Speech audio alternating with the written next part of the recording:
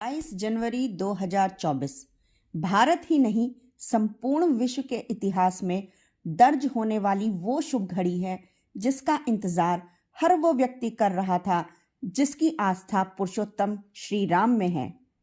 उस दिन भारत का संपूर्ण वातावरण श्री राममय होने वाला है क्योंकि श्री अयोध्या जी धाम में श्री राम बाल रूप में अवतरित हो रहे हैं।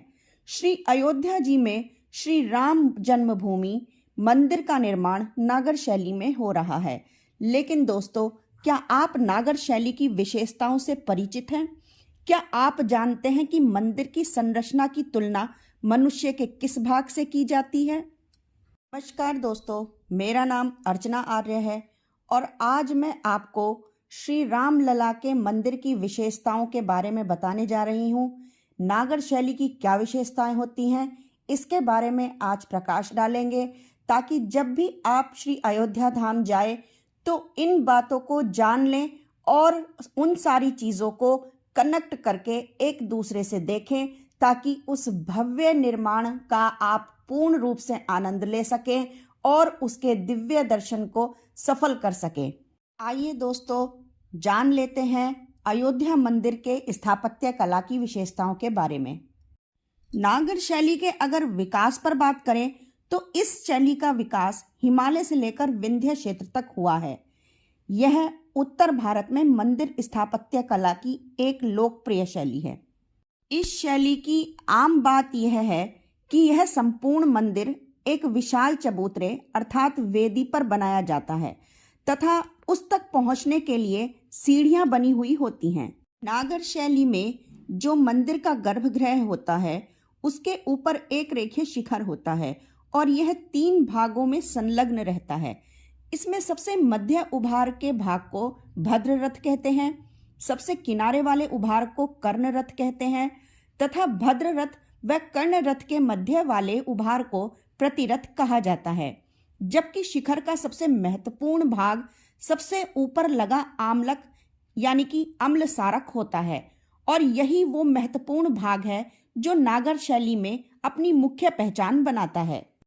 नागर शैली में निर्मित मंदिरों की यदि विशेषताओं को देखें तो पाएंगे कि इनके जो शिखर होते हैं वो नीचे से मोटे और ऊपर की ओर पतले होते चले जाते हैं। नंबर 2, मंदिर में सभा भवन और प्रदक्षिणा पथ अवश्य रूप से होते हैं। प्रदक्षिणा पथ पर जो भक्तजन होते हैं वो मंदिर के चारों तरफ परिक्रमा करते हैं और इसे एक चबूतरा टाइप मान लीजिए कि मंदिर के चारों तरफ एक चबूतरा सा बना दिया जाता है। नंबर 3, शिखर पर आमलक की स्थापना होती है। नंबर 4, वर्गाकार तथा ऊपर की ओर वक्र रूपी शिखर इसकी विशेषता है। नंबर 5, बल्भी नागर शैली की एक उपश्रेणी है तथा इस श्रेणी के मंदिर जो हैं वो वर्गाकार पोजीशन में होते हैं। नागर शैली की अगर संरचना की बात की जाए तो इसकी तुलना मानव शरीर से भी की जाती है। जैसे मनुष्य के शरीर का सारा भार पैरों पर टिका होता है, वैसे ही इस शैली में बने मंदिर जिस चबूतरे पर बनते हैं उसे पाद अधिष्ठान या जगती पीठ भी कहते हैं। नंबर 2, जिस प्रकार शरीर के भीतरी गुप्त क्षेत्र को कटी प्रदेश कहते हैं, ठीक उसी प्रकार मंदिर के भीतरी गुप्त क्षेत्र को गर्भगृह कहते हैं जहां पर हमारे रामलला विराजमान होंगे। नंबर 3, जैसे कमर के ऊपर के क्षेत्र को उदर कहते हैं उसी तरह मंदिर के आंतरिक विस्तृत क्षेत्र को विमान कहते हैं। नंबर 4, जिस प्रकार शरीर का बाह्य विस्तृत क्षेत्र कंधे और वक्ष स्थल है उसी प्रकार मंदिर के बाह्य स्थित विस्तृत क्षेत्र को शिखर कहते हैं। नंबर 5, जैसे शरीर में गोलाई लिए हुए गर्दन होती है उसी प्रकार मंदिर का ऊपरी गोलाई लिया हुआ भाग ग्रीवा या शुक नासिका कहलाता है।